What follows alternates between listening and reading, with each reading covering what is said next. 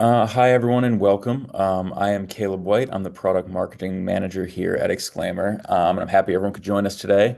So today we have a session that I think is going to resonate with a lot of you because we're talking about a problem that most organizations have, but maybe very few have either solved or actually addressed. So that is what actually happens to email signatures when IT and HR aren't on the same page, aren't working from the same playbook.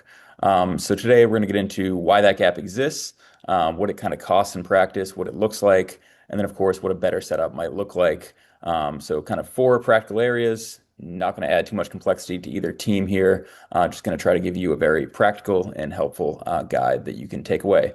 So before we get into it, I just want to introduce the two people who we have joining us today, and they're going to be carrying most of the discussion and conversation. So both of them work here at Exclaimer, and they both live this problem from very different angles, but both have a lot of experience with it. So, Carl, I'll turn it over to you. Do you want to introduce yourself a little bit? Yeah, thanks, Caleb. I'm Carl. I'm the Director of IT and Information Security here at Exclaimer. So I look after infrastructure, vendor management, and our general security posture. I've been here for, I think, nearly 3 years, maybe just over 3 years. My background really is in IT, SOC 2, AI governance now, data protection. So I've really seen the kind of email signature problem play out in a few different organizations now. Different platforms, so Google and Microsoft, different scales from like companies who are like 10 people all the way up to kind of 1,500. And some interesting patterns across all those companies. So yeah, I'm comfortable talking about where IT and people systems kind of intersect because I think that's where most of the interesting kind of friction lives. Awesome. Glad to have you here. And then Sharon, you want to introduce yourself as well? Yeah, thank you, Caleb. So I'm the Director of People Experience here at Exclaimer, and I've been here for just short of 6 years. Um, I look after, are responsible for just over 300 employees here, and we have around 14 countries, so it's quite diverse. Overall, my background is sort of more than 15 years in HR, and I look after everything from the HR systems to the data operations, employee lifecycle, people experience, the whole shebang. And so it's really interesting to see how the data moves through the system from an email signature perspective, and how it just moves through the organization overall and how it gets stuck. So I'm looking forward to the discussion today. Awesome. All right. Well, let's get right into it. So we're going to kind of start with why the friction exists. So, email signatures, they might seem like a simple thing, basic name, job title, phone number, a logo. But for anyone who's actually had to manage them across a large organization or a growing organization, you probably know that it's anything but simple or as easy as you think it should be. So I guess the big issue is the data behind the email signature, right? So we have job titles, names, pronouns, reporting. While they seem simple, all that information is different for each employee, and then it all lives in different HR systems, different directories. So that's kind of where the responsibility for what ends up in the signatures traditionally lands with IT on the actual practical side of things. But you have one team owning the data, then the other team being tasked with owning the output. And typically, without a system in place, there isn't really anything connecting the two. So, Carl, from kind of an IT perspective, how does that tend to play out in your own experience? Yeah, so kind of early in my career, email signature management was basically like transport rules and a word template that everyone would like have access to update when they think that there was like a branding update or something like that, which worked fine for a small team, and where technology was at the start of my career. But it doesn't scale at all. So like as organizations grow, kind of every change needed to be logged. So, every change would then create a ticket. Or if HR wanted to change someone's job title or someone got promoted, that'd be another ticket, another ticket. Um, and all of those tickets are like not massive jobs, right? Like they're like 2 minute jobs to update an email signature, really. Um, but then there's kind of the death by a thousand paper cuts type thing, right? Where actually it's lots and lots and lots of 5 minute jobs, which soon add up. So yeah, small on their own, and add up fast. And the worst thing really isn't the workload, isn't the tickets. It's when you get an email from a customer or a supplier say, hey, this email signature looks a bit weird, or hey, the phone number's wrong, or like this person's job title is wrong, or even like, oh, this company got bought out like 3 years ago and it's still got the old branding on it. Can you get that updated? And it's just embarrassing, especially when it's a customer. So I've also seen that kind of happen as well. Like I said, M&A is also a big one that people often don't think about. Companies get bought, and with that, um, branding needs to be updated too, and phone numbers and websites all need updating too. And that often falls between the cracks. So I guess the real problem underneath all of the kind of IT is that accountability is kind of hard to work out, and data accuracy um, doesn't just sit with IT; it sits across a number of different teams, and that's kind of an impossible position to be in. So yeah, you can't really fix the data quality from where IT sits on our own, and we have to work with teams like HR to make sure we're working from good data. Definitely. And then Sharon, kind of what does this look like from the HR side in your experience? Because I'd imagine, for most HR teams, email signatures aren't something that's on the radar. When, as Carl mentioned, sometimes IT doesn't think they own the data either. So how does this kind of look like from your side? Yeah, it's interesting. And I think it's also interesting. So I think HR and IT generally work quite well together, but it's often something that you don't even discuss, right? This where's the data going to? You're going to put this into the email signature. I'll be honest, in most companies, unless you have something like an email signature, as we do here, it doesn't even hit the HR radar. Um, we might notice an email signature coming in with the wrong job title on the bottom or the wrong logo. But from our side, it's like, well, we've updated the HR system. We just assume that all the data flows through, everything magically happens, and it ends up where it needs to. And it often doesn't unless it's like actively managed that way. So what we end up there is just a real mismatch between what we have in our internal systems, our HR system, which has all the right details in, and what the external email signature shows, which could be the old one because either the system hasn't picked it up, the employee or the manager hasn't triggered a task list to say, could you update it? Um, I think one of the most difficult ones to capture is where sort of name changes or promotions or pronoun updates, which are really important to people. Um, and then also new starters as they're coming through, is the information in there correct? I'd imagine that when people have changed their name, they've got married, or their pronouns, they're really important. They want to have those on there. If they're wrong, it's incredibly frustrating if it's being pulled from a system that is incorrect, or it's just been updated manually incorrectly. So, and job titles are always an interesting one. Where you don't have a standard system, you have the ability for people to be creative about their job titles. And you can have people calling themselves account director when their job title may be account executive. And that causes not only confusion, but also potential liability in who the customer thinks they're talking to. Um, I think some of the most interesting pieces we've seen on some email signatures in the past have been when people start adding in their personal elements. So it could be their football team, fundraisers, political beliefs, all of which can cause huge problems. Some may be entertaining, but for the majority, it's not professional and it can cause real issues.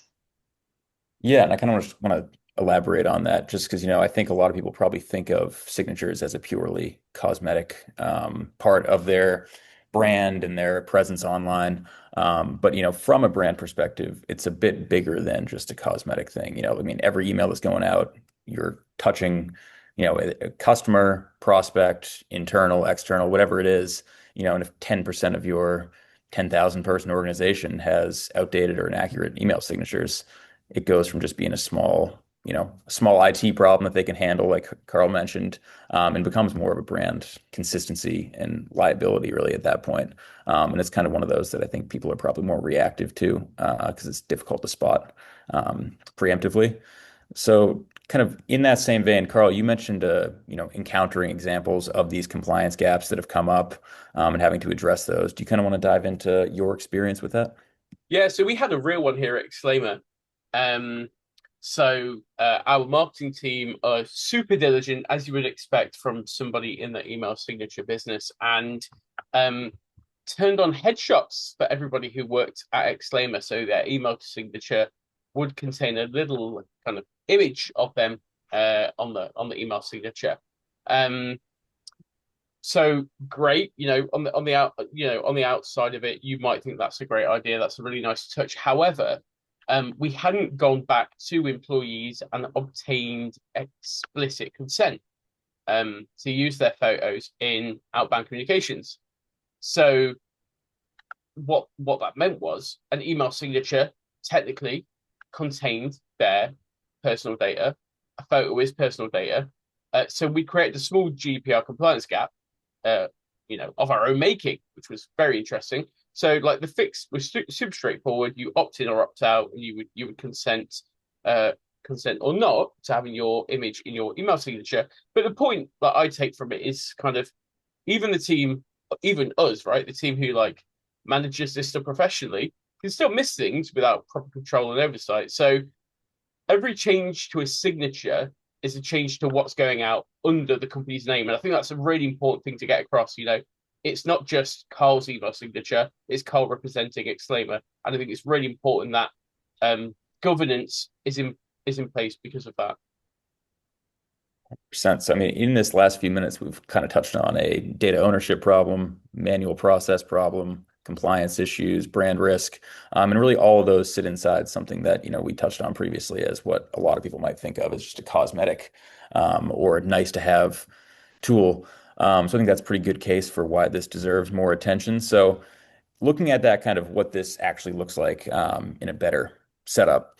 So if your current setup's creating friction, any of those things we mentioned, what does a better one look like? So this isn't necessarily just about, one team handing ownership to the other or HR fully stepping out of the way of IT or vice versa.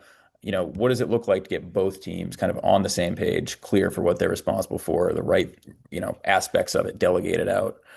So Carl, I guess we'll start with you for this one. How do you think kind of about that split in your own experience? Yeah, and I'm really happy to say I think we've nailed it at Exclaimer. So the way I think about it is IT is kind of setting out the plumbing. So the platform, the rules, the governance, and the framework around email signatures, that's an IT job, I would say. What actually then goes into the email signatures, so like the content, the data, the design, that should sit with whoever owns those things naturally. So, for example, for us, HR are the owners of employee data. So it makes sense for them to be the people who maintain what goes into our email signatures, things like job titles and that kind of thing. The great thing about how we manage this is we have role-based access controls. So you can delegate specific permissions to certain departments without giving up governance necessarily. And accountability then is really clear because it's clear you have this role, you have this role, and everyone's clear on what their role in solving this problem is. So, for example, marketing know that they're accountable for making sure the brand's on point in the email signature, and nobody is holding up somebody else's problem anymore. That's all solved. I'd also say audit logs are really important too. So when a change gets made, there needs to be a record of who changed what and when, and that's really important from a compliance point of view. And it's really important should the worst happen and you need to resolve some sort of compliance dispute to have that data there in black and white.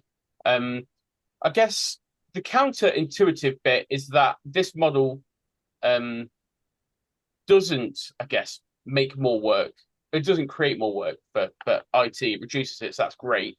Because fewer things need IT's direct involvement in the day to day. Each team can manage their bit. So IT kind of not redundant, but we almost have the luxury of setting and forgetting, whereas everyone else still has to maintain the brand, maintain the campaigns, and that kind of thing. Awesome. And then Sharon, as with all that in mind, you're obviously on the other side of it. So what does this kind of look like in practice for you when you get to have more direct control over employee data and manage that kind of yourself? Yeah, I think for us, what we found is that when HR is and our systems are connected to the email signature process, all those changes start to happen automatically. So there's no longer a memory issue to make sure you trigger a request. There's no more manual requests. Everything happens much more smoothly. I think that for us is absolutely key. And we've gone from one extreme to another. We've gone from very manual steps here with notifications on every change, running reports on a weekly basis or a monthly basis to catch them. But now we have our HR system as our source of truth. And when something changes in there, we actually have that flowing through into the email signatures without having to action it manually. So that makes our lives easier, it makes the experience better for employees, and it makes the experience better for IT because we're not having to give them lists of things to do, and they're not having to phone us up and say, has this person's job title actually changed? It pretty much covers the full employee life cycle. So right the way through from new starters, their email signatures will be available from the first day with all the right details in it. Promotions update automatically. Leavers, all of that works really, really smoothly. So that everything gets handled and access is removed. All of that works. I think the biggest benefit for us is that we don't have to chase IT for those tickets, and I think that's definitely returned. I think IT are grateful that we're not chasing them. Um, but we also discovered that 3 months down the line, we haven't got somebody's wrong job title on there and they haven't noticed or we haven't noticed. So yeah, we're finding that's really, really helpful, really working well. Awesome. So I guess now that we have the kind of benefits in place, I just want to touch a little more on the connection between the HR systems and the email signature platforms kind of in action. Because I know we probably have HR people here, we have IT folks here, and it might be something that you don't know you have in place already. And it's kind of where we're saving all that work. So just kind of level set for organizations using Microsoft 365, Outlook, or Google Workspace. Each has a directory, so that's either Microsoft Entra ID or Google directory. And when those are kept up to date, email signatures stay accurate automatically, as we've been talking about. That said, kind of one thing Exclaimer does a little differently is we also recognize that not every organization works that way. For many, an HR system like Workday, UKG Ready, Bamboo HR, and some of those, that's actually where employee data is living and gets maintained. And if that's kind of your preferred source of truth, your Entra ID or your Microsoft directory might be falling out of date, and that can cause, historically can cause issues. So that's why we've built integrations with these platforms. So the data you're managing within your HRIS can actually flow right into email signatures without needing to go through a constant process of, updating Workday, updating Entra ID, and so forth forever. So the kind of practical impact of this is that employee data is staying accurate regardless of what your directory is your organization's source of truth. And neither IT nor HR has to, constantly babysit that process. Carl, anything you want to add on the technical side of how that works? I mean, how great is that IT don't have to do any work to maintain it? I mean, that's music to my ears. I love that. So yeah, there's a couple of things I would flag on the technical side, and you pretty much shared it. But the integration obviously works on a read-only basis. So, from a security point of view, again, that's fantastic. We don't want anything updating our, source of truth. So nothing is writing back to the HR system or Entra or anything like that. So yeah, data integrity stays intact, and you also control which fields are shared. And I think Sharon talked about that earlier with things like pronouns. So you can select certain fields to populate your email signature and actually say there might be some fields that we don't want to use, and we can exclude those as well. Changes sync through on a scheduled basis, so you can be sure that your data is consistently up to date when using Exclaim, which is great. And then for anyone without a direct HRIS integration in place yet, kind of the same principle would still apply through Entra ID or Google Directory. So I think for me, the most important thing is having one authoritative kind of source of truth that everyone else pulls from. The worst setup for me would be having multiple sources of truth with no clear hierarchy. So having like Workday arguing with Entra or Google or whatever. So I think getting that and deciding on your single source of truth upfront is really important. Perfect. Yeah, I think this whole section can, kind of just illustrates that there's benefits for every team. What might sound complex or sound like you're adding a tool to your stack, which is never what you want to do. You really are getting benefits across the whole team. So, every email sent is now a consistent, compliant brand moment. All the data behind those, you don't even have to think about. It's all connecting to your actual trustworthy, reliable source of truth. And then, of course, you're not just solving an IT problem or HR problem or marketing problem. Each of those functions benefits, and each of you is benefiting at scale, really without anyone having to think too much about it. So let's move on to our next section here. So this is going to be a little more around kind of the onboarding aspect and internal communication. So we talked about the ownership model and how it works, how the data flows, how it works in practice. I just want to touch on some more kind of specific use cases of what that actually means and where it makes a difference. So we're going to start with onboarding. Sharon, you support over 300 employees, you mentioned, across 14 countries. What does day one look like when an email signature management solution is in place and handled well versus when it's not? That's a great question. So when it's handled well, and it's particularly when it's tied into an HR system, it means that from day one, when they send out that first email, they can see it when they're typing their emails. They can see that their job title is in there, their name is in there, their contact details. They see the banners at the bottom, so they automatically feel that sense of belonging. They know what's going to go out. They can see where it is. It's accurate. When it's not, you have either gaps, maybe a placeholder, probably nothing at all, or even just an incorrect job title that somebody's put in because the system needs a job title, so it's got some random wording in there. So it doesn't look great. It goes out there, they're still having to use it or having to manually update it, and it just looks terrible from a first day experience, not having that come through, particularly if you're seeing everybody else's emails looking more professional. It's really rough. Um, yeah, and you definitely don't want people to create their own because they can't see what's going on. I think that's another critical piece. They need to be able to know that it's in there, so they don't end up writing something creative. And I think that ties into wanting to make sure that new starters understand how their email signature is set up. I've certainly worked in an organization where there was an email management system in the background, and it was there was no visibility of it. You couldn't see it. So when you were sending an email out, you had no idea that you had automatically had an email signature going on the bottom. So people ended up adding in their own for at least the first few weeks, which meant that you ended up, it looked really weird because you had a double one, and some of it was incorrect. So that was a challenge, and really, those first impressions matter. If you're a new employee sending an email out to a client or an internal colleague or their boss on their first day, you don't want it to look bad, because no matter what, it's a systems issue. It's still going to reflect badly on the individual. Personally, they're going to feel bad, and on the business. So really, for us, it's about making sure it works on the first day. It should be really smooth. Everything opens up. They're sending their first emails. It just flows beautifully, and that's how they're set up. Perfect. And I think just kind of elaborate on that, like, it does go both ways because if you're a new starter sending out emails to external contacts, obviously you want that to be in place immediately. But at the same time, from when I started here, having my email signature ready to go from day one, that was one less thing for me to worry about, having to chase down IT while I'm still trying to get my footing elsewhere. So I think that's a super underrated aspect of it as well. Um, Now, moving on to kind of some DEI aspects, because I know this is an area where email signatures kind of are doing more than people might be realizing. Sharon, do you have anything to kind of add on that aspect and the, personal data and all that type thing? Yeah, this is where it ties into what Carl was saying earlier about having that framework where you have the data that is sort of mandatory from our side that we feed those fields in, and having space for employees to add their own elements in. So being able to pull in the pronouns if they want to, being able to use the user details editor without having to go to IT to action it, just having that flexibility and the ability to put that in there.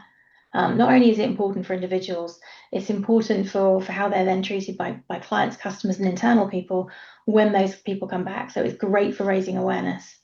I think name changes is another one. So whether for personal reasons, sort of marriage, gender transition, you wanted to have that name updated at the earliest opportunity. You don't want to have to go through a ticket. You don't want to tell the world and have to go through multiple points of communication. You just want it to happen. And again, tying it in with our HR system means that's possible. It just flows through.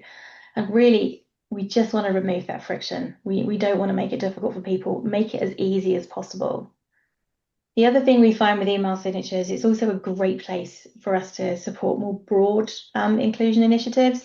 So we can include banners around Pride Month, International Women's Day, Mental Health Awareness Month. All of those allow us to raise awareness, to put links in, to connect people to what we've got going on in the business, all the way through their email signatures, so they can see it coming through and it goes out on their own. So some of those maybe, and most of these are done sort of internal signature wise. And then we also do some which are sort of more focused externally in the same kind of way, recognizing those. I think what I love is the fact that we are able to as an organization, we can control the campaign. So we have that set banner, the structure, the information in there. And individuals can then choose to include it and how they adapt it. And it's coordinated and it's on brand. So it gives people that choice and that flexibility. Awesome. And I think that balance of kind of what the organization controls while also giving room for what can be personalized is worth unpacking a bit more because, some people might be hesitant to deploy something fully standardized. They may want a certain field eligible for their employees to customize or put in something. So, Carl, do you kind of want to just talk about how the UDE works, and then kind of how you think about that from a government perspective? Yeah, so we lock down the email signature, right? So for those who don't know, when you can't edit your email signature Exclaimer, so like the logo, disclaimers, and like contact format, brand colors, employees can't change that stuff. But within that, there is room for people to add like some customization around some of their personal details. Like we mentioned earlier, pronouns, LinkedIn profile, like even their phone number. Like if they wanted to change that to like another phone number, that's fine. And that's like a deliberate design choice on our part. So it's definitely not about being restrictive, but it's being clear, I guess, with employees.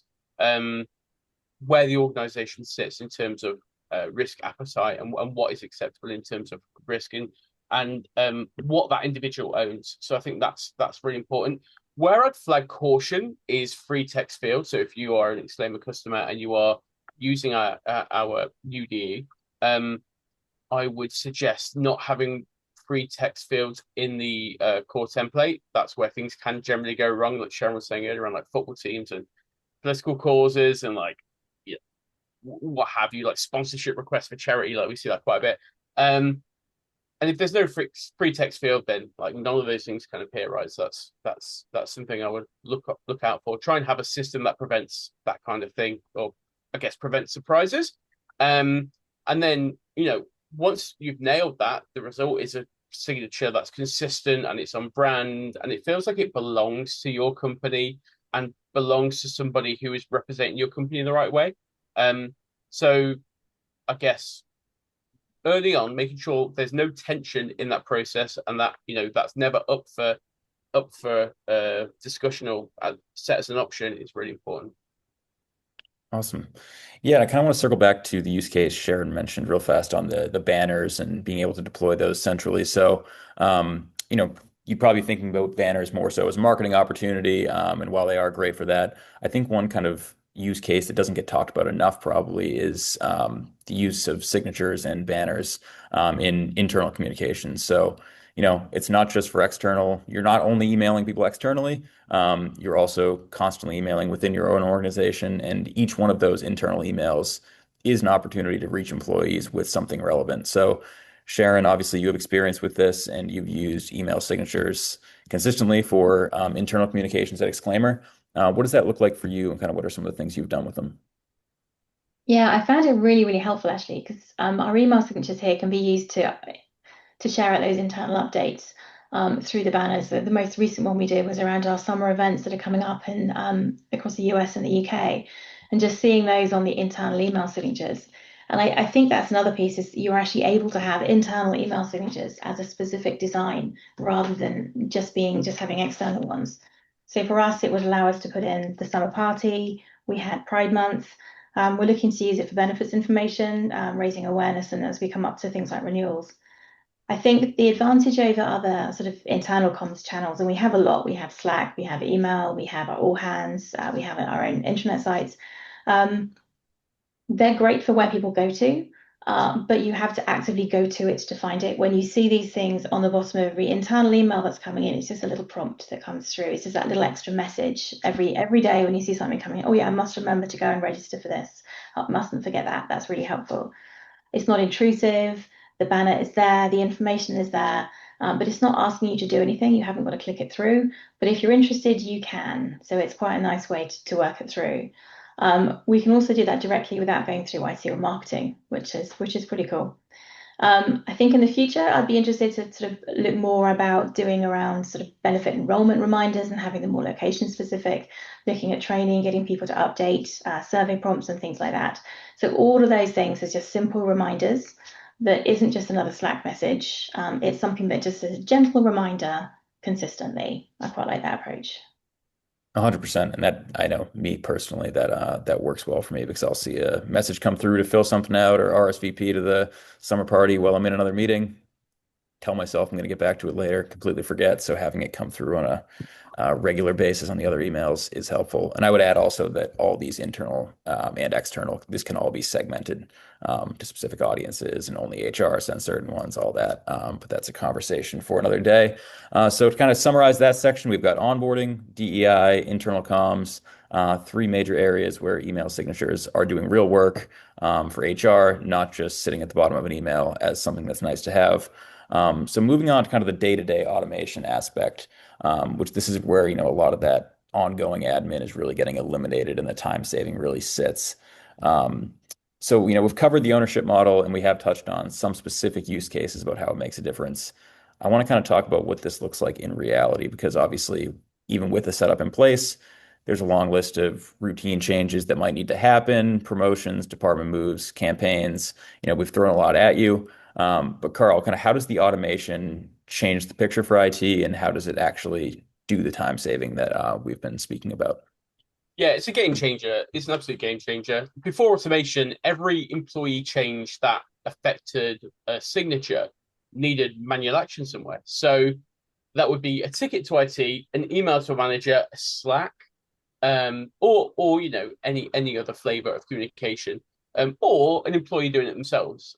So individually, each of those changes, like I said earlier, seems like a minor task, but like cumulatively across a growing organization, it's a significant amount of time going to kind of low value admin ultimately.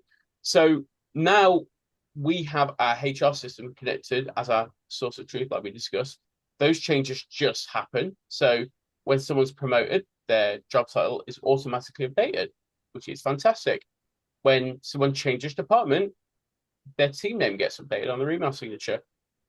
When somebody leaves, their access is automatically cut and their signature is retired with it. There's no lag, there's no like technical debt, no straggler emails going out with the wrong details or anything like that. It's really clean, and I think that's really important. As an IT team, I think it's really important that we offer good value, and tools like this and automation like this is how we do that. And what's great is our role kind of shifts. So instead of kind of actioning individual changes, we just maintain the platform and the rules, and that's it. And that's a much better use of our time than, a million tickets because, Carl's decided to change his job title to something very slightly different again. And I think for the team who are also stuck in kind of the trenches, so to speak, it kind of changes them from being a help desk dealing with like loads of manual signature queries to actually being a team that are running infrastructure and are adding value through automation. And I think that's so rewarding for the team. And I think it's really important to talk about. And I mentioned audit logs earlier too, and I think that is something that's really, really underrated. Again, it's really important for your IT teams as part of the automation to have a log of what was changed when, because you're not going to have a million tickets anymore to say, oh yeah, Sharon asked us to change X or Y. So that audit log in the product is going to become really important because you're not going to have that paper record through tickets. And if you are maintaining something like ISO 27001 or SOC 2, you're going to be asked for evidence of changes to your systems, and the audit log is how you provide evidence of those changes. So completely takes the guesswork out of all kind of identity related signature changes, which is just superb. Awesome. And then Sharon, I'm going to flip back to you as usual here, but what does this mean for HR? Because, Carl obviously has the manual work of actually having to make the changes and historically, own that whole process. But HR, there is manual work of just, well, it might not be on the back end. You are chasing IT, sending emails, following up on changes, trying to work out why someone's signature isn't set up when they started 3 weeks ago or something like that. And, that is manual work on its own. And then obviously that creates more manual work for Carl. So kind of what does this mean practically day to day for you? Yeah, that's a good question. So the most common frustration really for us before we had this automated was that we'd make a change in the HR system. We wouldn't know whether it actually flowed through into IT systems, into the employee's email system. It would kind of disappear into the ether. You make assumptions, yes, it's going to be fine. It's been picked up, there's a ticket being created in the background, it's all great. But you actually had no way of checking unless you went to that employee's signature and emailed them something and hope they sent you something back, which was a little bit long-winded. And promotions really for us with probably the biggest example. We make the change, but there's nothing then that ties it back into that email signature. So it can be weeks. The employees are then frustrated because they're not seeing it out there. Just being able to have it, and employees often don't even notice. Do you ever read your email signature at the end? Um, Before you're sending it out, it's somebody else that comes back to you and says, "Oh, I thought your role had changed." So it's really important to be able to have that done and accurate from day one. That's what the automation has made for us. We no longer have to write long lists and run reports of all the job changes, reporting changes for IT. So it makes everybody's life easier. I think the other one is sort of seasonal campaigns can be a real pain point for businesses. And I see this when I see things coming into me. So I remember in previous lives, you'd have marketing sending out an email saying, could you please update your banner for Christmas? You just go in to paste your email signature and off you go. And that's great because 50% of people would do it, 50% of people wouldn't. And of the 50% of people that did it, only 35% would change it back again afterwards. So somewhere around about July the following year, you'd still be getting emails through from people that actually said, "Oh, Happy Christmas, come to our party," which is really awkward. It doesn't look great, although it can be amusing. But the central management piece allows that just to be taken away. So it's always controlled. You no longer have those stragglers. Individuals don't have to do anything. And I think that's probably the biggest piece because that's a big friction point. If an employee has to do something to make it look differently, they're not going to. Or they'll think to that the intention is there, but reality is going to be put to the bottom of the list. I think one of the biggest changes is that we now really have trust in what we put in the HR system flows through into the email signature. We know it works. It's just as much as a physical reduction, it's also a bit of a mental load lift. We can see that it's working. So it's great. Awesome. And I think that kind of point you made about trust and having a insight or visibility into the process is a big one because I think a lot of the frustration with anything comes from not knowing whether things are actually up to date, asking for a change, having to go back and check to see if the change is actually made. So really having that centralized management and a view where you can see the changes, you have the audit trail, there's accountability for every change and kind of visibility into the state of the entire process at any point. I think that's really an important aspect to this whole process. Now, shifting gears a little bit, and it's an area that I know everyone's probably sick of talking about, but a bit of a forward-looking concern. So, AI. So, as more employees are using AI tools and as they become more of a staple in day-to-day work, they're using them to draft emails, they're using them to send emails in some cases. Um, the question kind of becomes what's in these communications, who's accountable for it, and things start to get really, really complex and a bit unknown. So, Carl, is this something kind of on your radar at the moment? Yeah, it really is. It's kind of early days. And that's what's so exciting about this space, right? Like nobody has all the answers yet. And we are coming up with solutions in real time, which is really interesting. So the two things that really concern me the most about AI in workplace comms are data exfiltration. So kind of employees putting or people just generally putting sensitive information into AI tools without fully understanding where that data is going. And then even having their accounts compromised and that data being stolen, which is not an uncommon pattern. And then kind of an over reliance on AI tools. So, trusting the outputs without verifying and treating that kind of content as the truth. That they're kind of two things that I see happening fairly commonly. Um, And I think the connection to signatures is really about accountability. So if like AI generated content is going out in emails, um, which it is undeniably, if I look at my inbox, it is, you know, interesting, if I'm going to be polite. Um, I think it's important there is some sort of governance aspect. And I guess a centrally managed email signature means at least one part of that email is controlled right and accurate. It's not AI generated. It is, it is a consistent thing. It's not a complete solution, but it's, the foundation of something I feel like.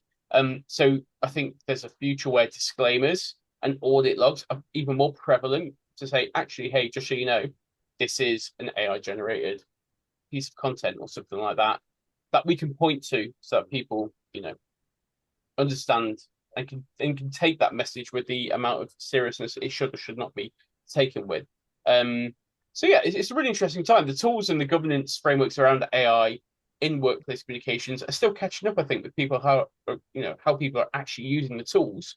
And that's not a problem you solve quickly, right? And we're kind of working through how we solve that right now. But it's a really interesting conversation that I think our industry is going through right now. Absolutely. And obviously me being on the product marketing side of things, I'm, read in on a few, all these topics and trying to figure it out in real time with the rest of the world. So, there we are exploring a lot of options to try to, remedy some of these potential future concerns. And there's a lot more coming down the pipe on that. But either way, it's a good conversation to at least have with your team, start thinking about, and try to at least have an awareness before something goes wrong and you have no clue where it came from. So we've covered a lot of ground today, and we are going to be moving into Q&A shortly, but just kind of want to recap what we've gone through. So obviously, email signatures are at the intersection of IT and HR. And when those two teams aren't connected on the same page with a framework in place, you're getting that inconsistent data, the manual admin, a lot of time wasted, both teams spending more time doing manual work than they're spending on what they're doing, what they should be doing, or what they're best suited to be handling. And then obviously the compliance gaps become increasingly difficult to miss, especially before they become an actual gap and something that somebody notices. But thankfully, with all this in mind, the fix really isn't too complicated. It's really about that clear ownership, reliable source of truth, and then ensuring that your automation systems are in place to handle the routine changes without anyone having to do them manually. So every small change doesn't become something that you're dreading. It's something that happens and really nobody thinks about it. So when that's in place, email signatures can go from being something that's a persistent, low level, ongoing headache where every time you see the email pop through, you're like, shoot, I have to go do that today, to something that really becomes a supporting aspect that makes your onboarding better, makes your inclusion better, makes your internal communications and external communications and even brand consistency all just automated and something that you don't even really have to think about. So that's my quick summary of it all. Carl, Sharon, is there anything that either of you would like to add before we go into the questions? Yeah, I think for me, from an IT perspective, making the shift from being reactive and having tickets to being proactive and relying on a platform is absolutely the right thing to do. Um, we should be looking to automate as much as possible in our teams, right? And getting that governance framework right from the start saves a bunch of pain later. So I would really look to nail that. Every organization I've worked in, the teams that have treated governance as like a design decision ultimately, and not just like a quick band-aid fix, have ended up in a much better place at the end. So absolutely invest in automation and getting that framework right from the start. Absolutely. I think from my side, I think the HR biggest takeaway is really the email signatures don't have to be somebody else's problem, that we're actually part of the solution here. And when we have the right setup, we can actually make sure that we own the data and it flows through correctly. It just means it's one less thing falling through the gaps. It just creates a much better experience for employees, and for us as an HR team, and I know for IT as well. Awesome. All right. Well, thank you both so much for your expertise on this. We are going to get into a few questions here. We've had a few good ones pop through, and I'm interested to hear what each of you think. So, um, a lot of organizations, or they might know they need or signature solution in place, but they might be struggling to get somebody else to understand why it should be a priority or struggling to get buy-in from leadership. How would you make the case internally when it's not seen as something that might be urgent by others within your organization? Carl, I'll start with you on this one.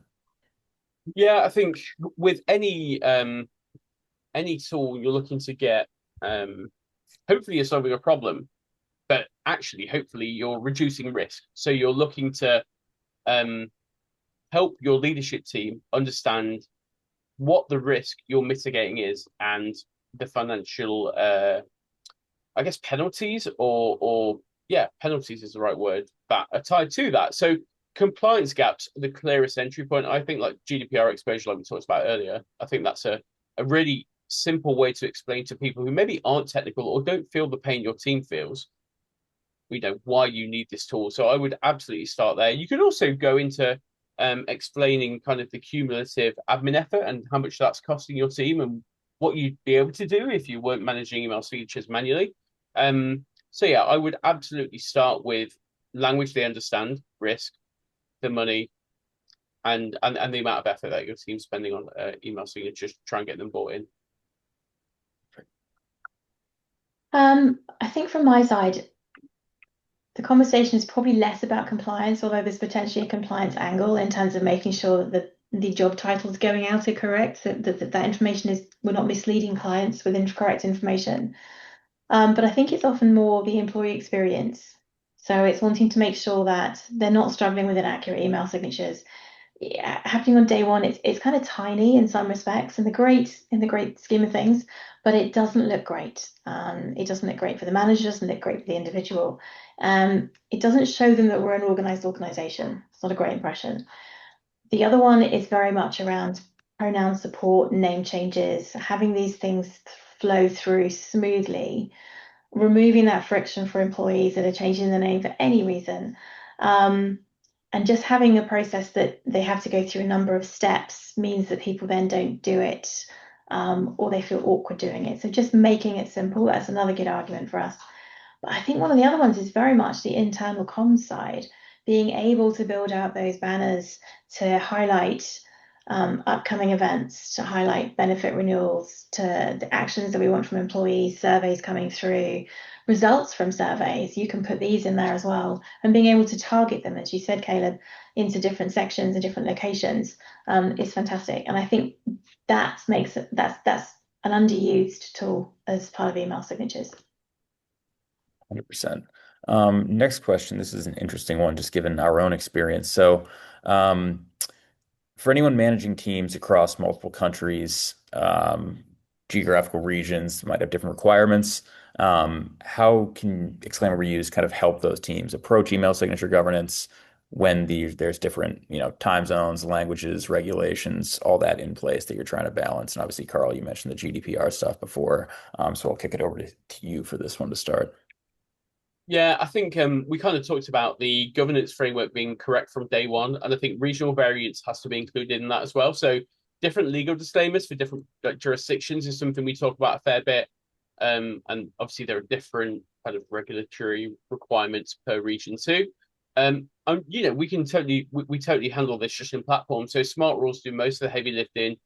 Different templates can be applied automatically based on kind of user attribute lists. So, if someone's in one location, they could have a different email signature applied, or we could do it by department or legal entity or by a number of different kind of factors.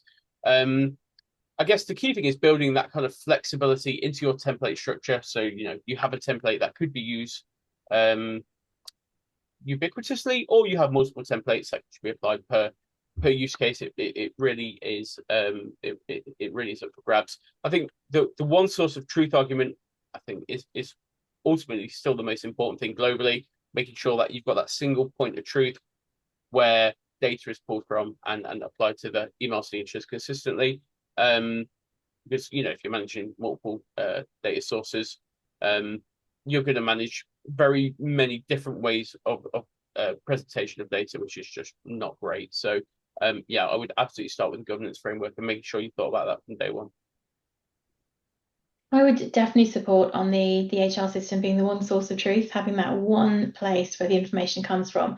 That's particularly valuable when it's a global context. Everything is normalized, everything is in one place, it's all maintained in there. I think the cultural considerations matter as well. Um, what's appropriate in an email signature is going to vary by region, by country. So having that centrally managed system, we can set those parameters with IT, and we then don't need the individuals to worry about it. It's all built out. They don't need to know the rules, it's just automatically applied. I guess the other one is language. So having a language consideration. When we're operating in multiple languages, having a language specific template automatically removes any overhead, any manual tasks that people need to do in translating it. So yeah, I definitely say that. Awesome. A lot of great examples there. Another good question here, and this comes up a lot when we talk to organizations kind of in the stage of looking at rolling this out. We did talk about the user details editor earlier. So the question is, what's the right level of autonomy when it comes to email signatures? Kind of where do you draw that line when it comes to what employees can customize? I know, Carl, you mentioned not having the free text fields, things like that. Kind of what's the general approach towards how much flexibility you offer in the signatures? I think it's a cult. Well, yeah, I think it's a culture thing, right? Like some cultures, Sherry, you probably talk about this better than I can, but some cultures are absolutely fine with you being a bit more kind of loosey goosey with what you allow.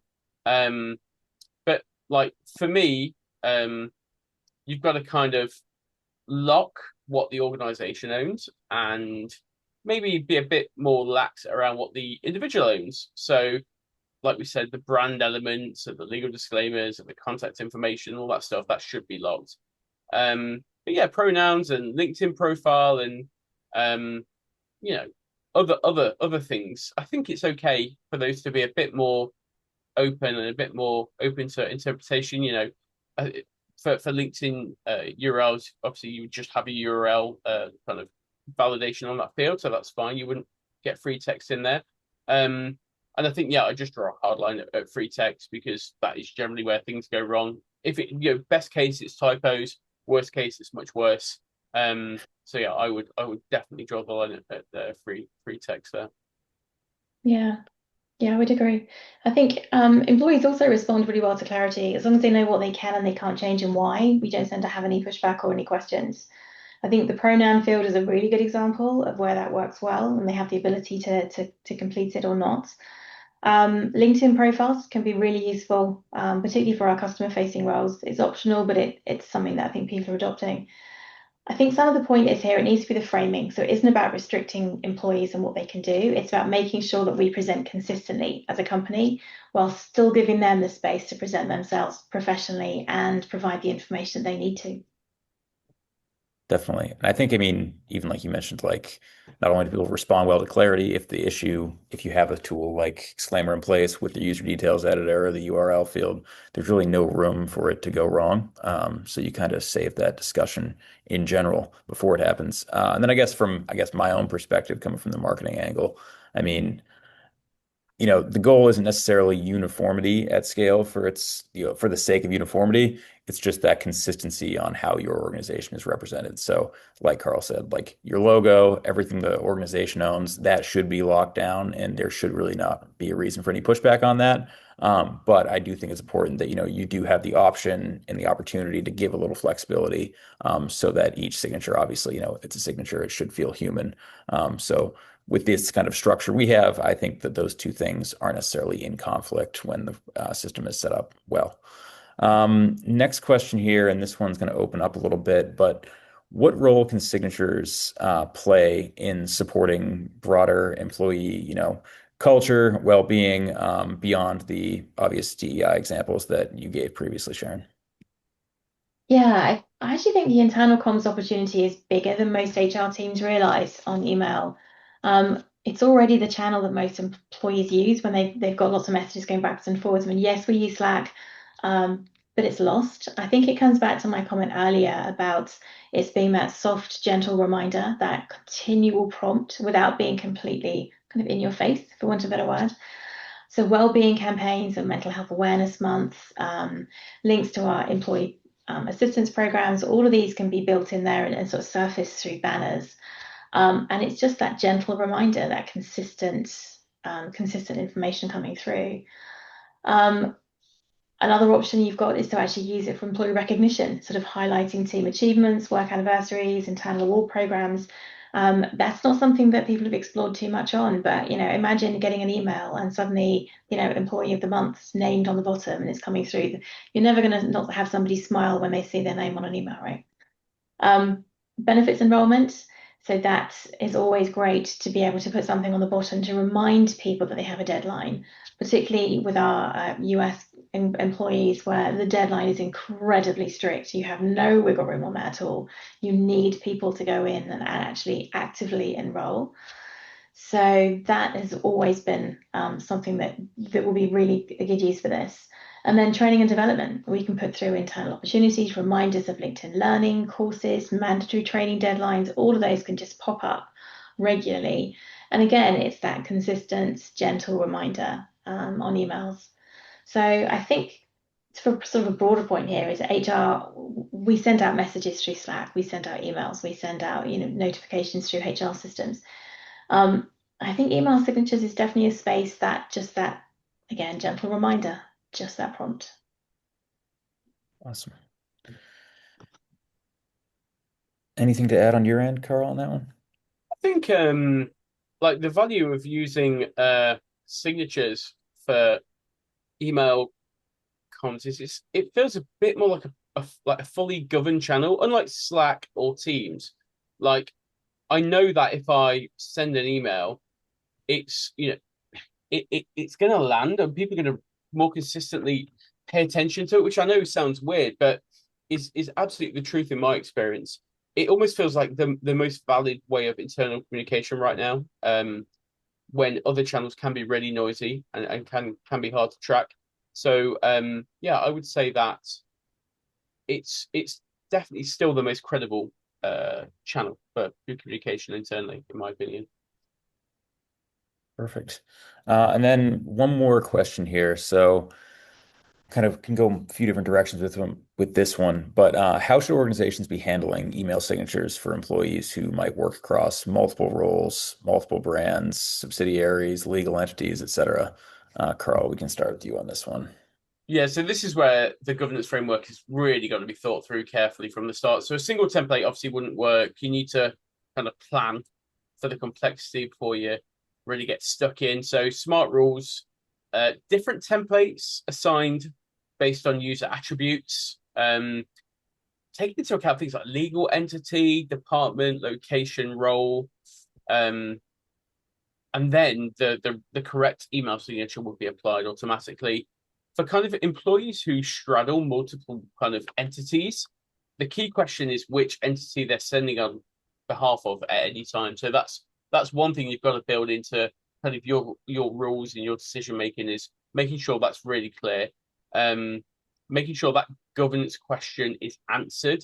And it is a governance question as much as it is a kind of technical one. Is this person allowed to send on behalf of this, or should they be seen as part of this entity and not the other entity? So that's quite an interesting problem to solve. And sometimes it's really obvious, and sometimes it's not, and sometimes it's worth being explicit in your rules. And then the whole legal risk around, being across lots of different brands. So if someone emails under the wrong entity's branding, there are contractual and regulatory implications. So central management with clear rules would absolutely remove some of the risk there. The way we handle multi-brand is brand kits, so you can manage multiple brands, all their subsidiaries and all that from a single platform. Each brand will obviously have its own design, disclaimers, and rules, etc., without kind of fragmenting all that oversight, which is quite nice. So that kind of fragmentation, I think it's important to say, I'll say lastly, is what causes most of the problems in multiple entity setups and causes the most risk. So removing that fragmentation is really important. Awesome. From HR side, really the complexity, as Carl said, comes in when you're dealing with mergers and acquisitions and integrations. Two organizations, usually with two different HR systems, two different job title structures, teams coming together, different data formats, never mind different data formats. And you have to bring that together into one consistent email signature. This is probably where the HR system being that source of truth really matters because it can feed into the email management system. Um, if both organizations are being migrated into a single HRIS, and the email signature can really follow automatically once that data is all normalized. And that really does make a difference. The other element to add there is communication and how important that is through any transition and integration. Um, Not only from their individuals, the impact on them individually, but also what's changing about their email signature. What can seem quite a simple, we're just going to update job titles, unless that's communicated properly and someone discovers it on the bottom of their email signature one day. It can be a real problem. So you really need to have that job titles and branding alignment and all updated as part of those integrations. Awesome. Well, I think that's a good note to end on here. I mean, ultimately, I think the theme kind of that goes through everything we've talked about today is really the governance, knowing what's going out, who's responsible for it, having a record of it, and obviously everyone being on the same page throughout all of that. And email signatures are really just a small but consistent part of every employee's day, every employee's communications. And when they're managed well, like we've talked about today, that consistency can really compound and the benefits can be felt across the whole organization. So Carl, Sharon, really appreciate both of your time. Thank you both for joining today. I think this has been a great conversation. I think there's a lot of stuff in this that people can take back to their own organizations or maybe have spurred some thoughts of their own. So for everyone who joined us today, we will be sending out a recording of the session alongside some additional resources. If you dropped a question in the chat that we didn't get to, don't worry. Somebody from the team will be following up with you directly. And if anything we've covered today has sparked a question or you'd like to maybe explore how Exclaimer can fit into your own organization and get started, the links to do that will be in the follow-up email. Other than that, thank you so much, everyone, for joining us. Hope this was a good session for you all, and we will see you on the next one.